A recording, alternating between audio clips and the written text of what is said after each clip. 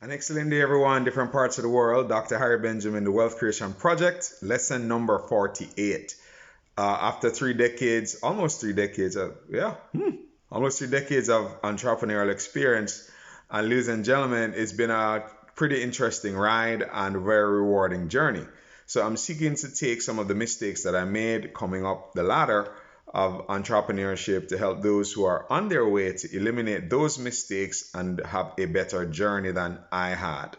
Okay, my wife inspired me to do this at the end of last year, and I'm almost completing a full year of sharing 52 lessons. So I guess, we could always archive them at some point and try to make it a little bit easier for you to find them and then really take the nuggets that each of these lessons offer.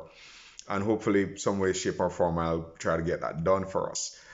So here's the lesson for today, right? My lesson for today is about the idea of being humble and the humility that's required to have people who are more successful than us in our circle to offer us guidance. Be available and receptive to people who are more successful than we are to offer us guidance.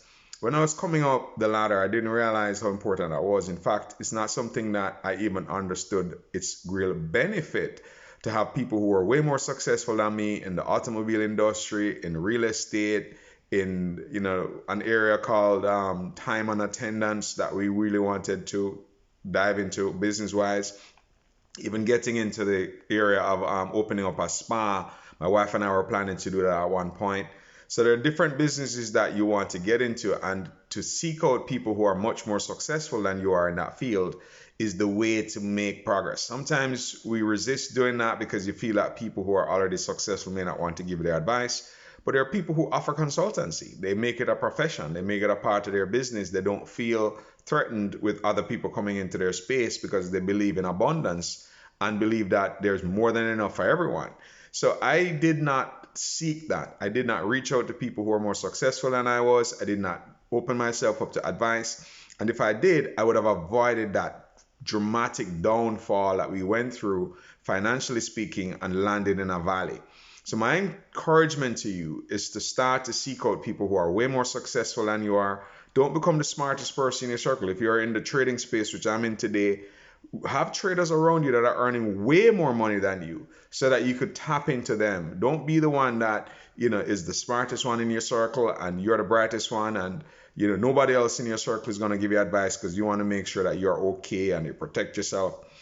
Good. But the challenge with that, you're going to have a lid on your growth. And oftentimes, if you keep hitting that lid, sometimes you fall back. And when things happen that you are unable to understand or see, somebody who is much more successful than you can see those things and give you some guidance on what you need to do. I remember when my mentor said to me, one of my mentors said to me that, there are two times you need a mentor in your life. You need a mentor when things are not going well. You need a mentor. He says you also need a mentor when things are going well.